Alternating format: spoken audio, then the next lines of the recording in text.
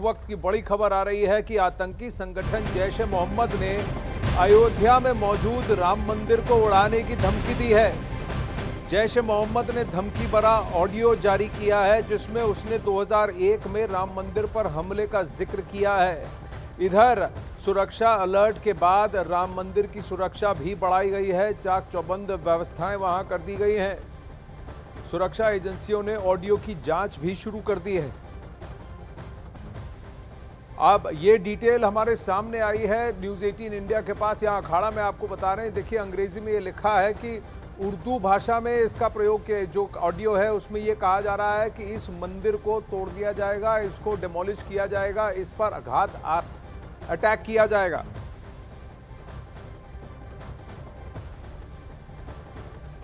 इंशाअल्लाह बाबरी मस्जिद की जगह जो तुम्हारा मंदिर बना हुआ है और वहां हमारे 3 साथी शहीद हुए हैं, इंशाअल्लाह इस मंदिर को गिराना हमारी जिम्मेदारी बन चुकी है।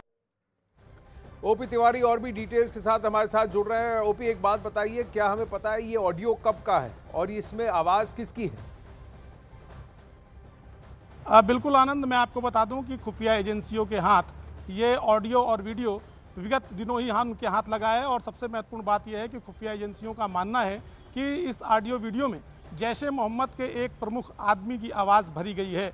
ये शख्स जैश ए मोहम्मद में एक प्रमुख पद पर बैठा बताया जाता है और ये वो शख्स है जो जैश ए मोहम्मद में फिदाइन दस्ते को संबोधित करता है, यानी ये लोगों के ब्रेन वॉश करने का काम करता है खुफिया एजेंसियों के मुताबिक। इसीलिए अपने ओजस्वी भाषण में ये अपने फिदाइनों को एक तरह से उकसा भी रहा है और भारतीय सुरक्षा एजेंसियों को चेतावनी भी दे रहा है कि जिस जगह मंदिर बना है उस जगह से मंदिर तोड़ दिया जाएगा। आनंद, तो क्या अब सुरक्षा एजेंसीज क्या कह रही हैं? ये बातें कहाँ कही गई थी, किस ग्रुप को कहाँ पे की गई थी, और इस आवाज़ की अगर शिनाख्त हो जाती है और ये ऑडियो अगर जेन्युइन है तो क्या जैश के आतंकी अयोध्या की तरफ अपने कदम बढ़ाते हुए दिख रहे हैं? बिल्कुल आनंद, मैं आपको बता दूं कि ये जैश ए मोहम्मद द्वारा जारी किया गया ही ऑडियो वीडियो है। इस बात की आधिकारिक तौर पर पुष्टि हो चुकी है और इस पुष्टि के बाद ही सुरक्षा एजेंसियों ने इस बाबत बाकायदा अलर्ट जारी किया है। दूसरी सबसे बड़ी बात यह है कि इस ऑडियो वीडियो में जो जैश का एक प्रमुख आदमी है ये अपने 3 साथियों के मारे जाने का भी उल्लेख कर रहा है। मैं आपको बता दूं कि साल 2001 में जैश के 3 कमांडरों को अयोध्या मंदिर पर हमले के लिए भेजा गया था, लेकिन ये तीनों आतंकवादी लखनऊ और उसके आसपास के इलाके में मार दिए गए थे। और इन आतंकवादियों के नाम थे कमांडर अब्दुल अजीज, कमांडर लियाकत अली और कमांडर सैयद फजान। और इस ऑडियो वीडियो में भी स्पष्ट तौर पर सुना जा सकता है कि वो कह रहा है कि हमारे 3 साथियों ने इसमें बलिदान दिया था, यानी अब जैश के कदम एक बार फिर अयोध्या की तरफ आते हुए दिखाई दे रहे हैं। आनंद, तो ओपी, आप जो कह रहे हैं कि इस ऑडियो में भी वही बात, मैं आपसे वही प्रश्न पूछने वाला था, ये किन तीनों की बात कर रहे हैं जिसको कि ये शहीद बता रहे हैं? क्या ये वही 3 आतंकी हैं जिसको कि यूपी की ATS टास्क फोर्स ने ढेर किया था, लखनऊ के आसपास इनको ढेर किया था? अब ये कह रहे हैं कि ये अब इनका लक्ष्य बन चुका है कि किसी भी हालत पर राम मंदिर पर अटैक करना है। आपने कहा ये गत दिनों का वीडियो है और इस पर जो अभी हाल फिलहाल में जो घटना घटी है उसका भी रेफरेंस है, तो क्या ये पिछले 10-15 दिनों की बात है?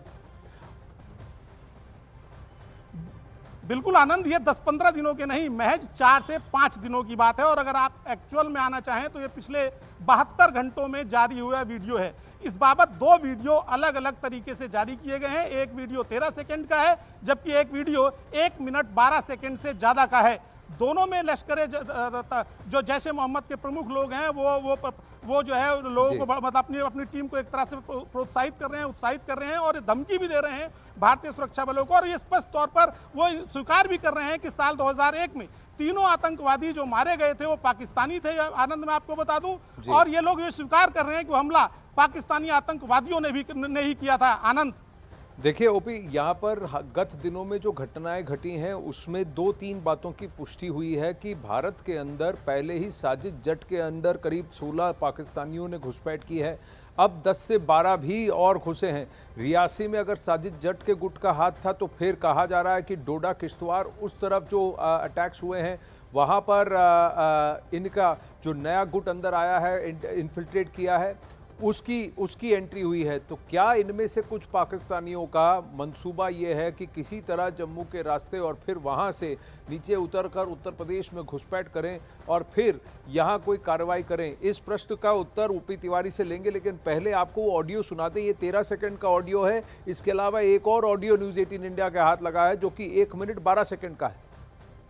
इंशाअल्लाह बाबरी मस्जिद की जगह जो तुम्हारा मंदिर बना हुआ है और वहां हमारे 3 साथी शहीद हुए हैं, इंशाअल्लाह इस मंदिर को गिराना हमारी जिम्मेदारी बन चुकी है।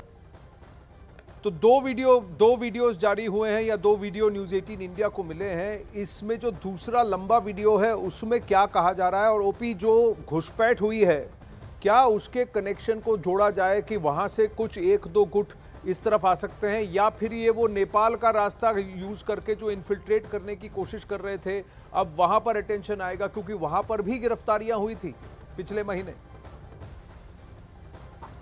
बिल्कुल आनंद, मैं आपको बता दूं ऐसी किसी भी संभावना से इनकार नहीं किया जा सकता कि जम्मू में जो उसामा बॉर्डर के जरिए पिछले दिनों घुसपैठ हुई है, क्योंकि वो घुसपैठ लश्कर और जैश के आतंकवादियों ने की है और उस बात को आधिकारिक तौर पर माना भी जा चुका है कि आतंकवादी लश्कर और जैश के ही थे जिन्होंने सांबा बॉर्डर के जरिए पिछले 15 दिनों के दौरान घुसपैठ की।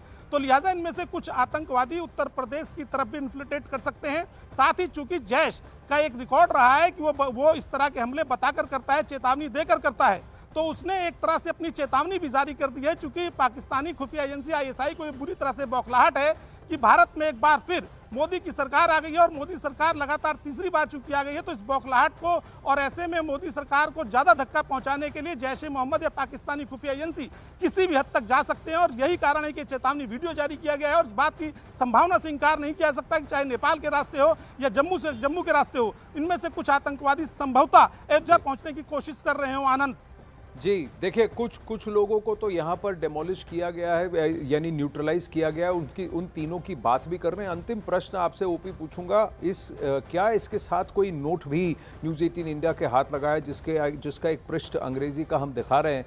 वहाँ बात की जा रही है कि ये आवाज़ जैश के आमिर की है। ये कौन है?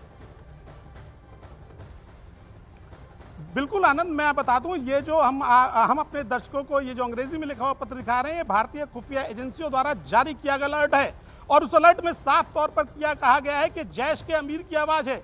जैश के अमीर का मतलब कि जैश के सर्वा लोगों में शामिल जो शख्स होता है उसे जैश का अमीर कहा जाता है। जैश के अमीर का मतलब है कि टॉप 3 के लोग जो ऊपरी पायदान में 3 जगहों पर बैठे हुए लोग होते हैं उन्हें जैश के अमीर के नाम से संबोधित किया जाता है। और इसमें साफ तौर पर मतलब है कि जिस शख्स की आवाज है वो जैश का अमीर है। और इसका साफ मतलब है कि जैश के बड़े लोगों ने अब एक बार फिर अयोध्या पर हमले का मन बना लिया है। आनंद जी, रऊफ असगर के पास अब कमान है जैश की, ऐसा कहा जाता है, और उसके 1 या 2 और भी आला कमांडेंट्स हैं जिनको टॉप 3 कहा जाता है। मसूद अजहर, क्योंकि उनकी उम्र हो चुकी है तो धीरे धीरे कमांड अपने हाथ में नहीं ले रहे हैं, उनके पुत्र जो हैं वो इस पे एक्टिव हैं, ये कहा जाता है। ओपी तिवारी, धन्यवाद आपके अपडेट के लिए। आगे बढ़ते हैं।